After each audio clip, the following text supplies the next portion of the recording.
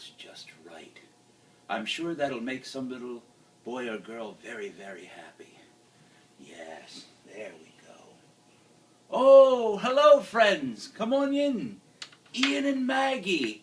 Well, how are you? I had to stop to say hello to you today. I've been so busy getting the toys ready, adding some finishing touches, checking on my crystal ball to see who's been naughty and who's been nice.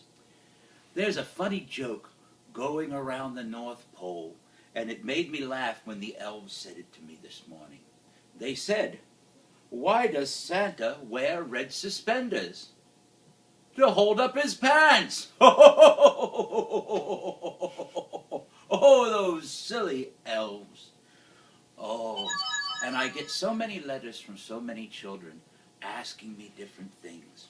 And they say, "Santa, if I don't have a chimney on the top of my house, how do you get into the house?" Santa's secret is these magic keys. These magic keys will open any door in the world so I can see that you get your toys, especially if you've been good. I have a story I'd like to read to you today. It's a very nice story and I like it. It's called I Like to Be by Stephen Crowell and Ellen Appleby. Now Maggie and Ian, sit down here and I'll tell you this story.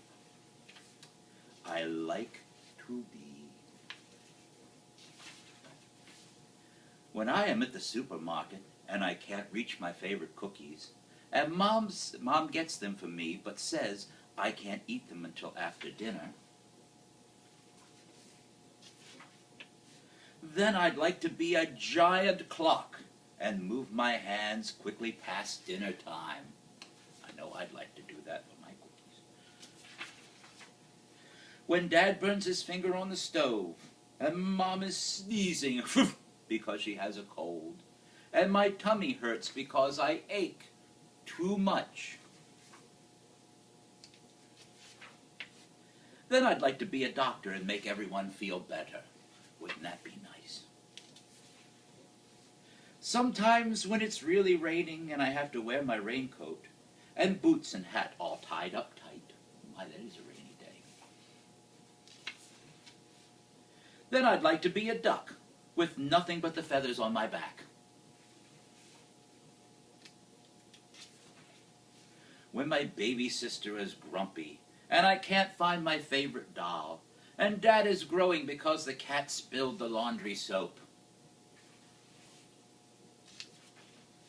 then I'd like to be a clown and make everyone laugh. When my big brother sneaks up behind me and shouts, "Boo!" Boo.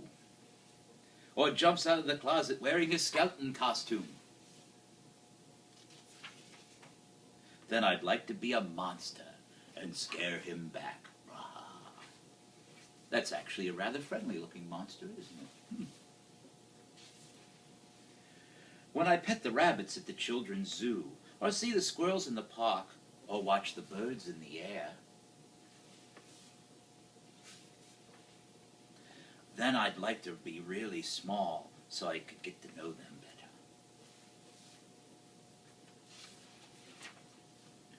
When I'm lying in bed in the dark, and my bureau turns into a bear wearing a hat, and goblins are playing in the corner, then I'd like to be the queen of them all and order them back to where they came from. When I get soap in my eyes and it hurts, and my mom says I've squeezed too much toothpaste, and asks why I forget to wash behind my ears, I think we've all done that when we were little, then I'd like to be a cat who just licks herself clean. Thinking about all the things I could be is lots of fun, and when I draw a really good picture, or learn how to tie my shoes, or make a new friend in the park,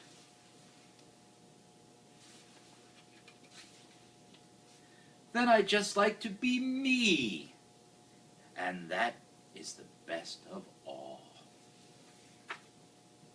Wasn't that a lovely story? That's going to be one of my favorites. Well, I know that I'll be visiting you next week. Just in a few days, in fact. Today's the first day of winter. I hope it's not too cold where you are. I'll be visiting you in Virginia. I'll be stopping off in Charlottesville or around that area around 11 o'clock on Christmas Eve. So you had better be in bed, snug, little Maggie, little Ian, sound asleep, because Santa can't come if you're not in bed asleep.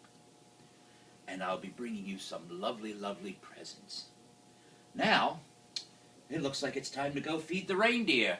I should start calling them. Dasher, Dancer, Prancer, Vixen. Merry Christmas, Maggie and Ian. I'll see you soon. Bye-bye.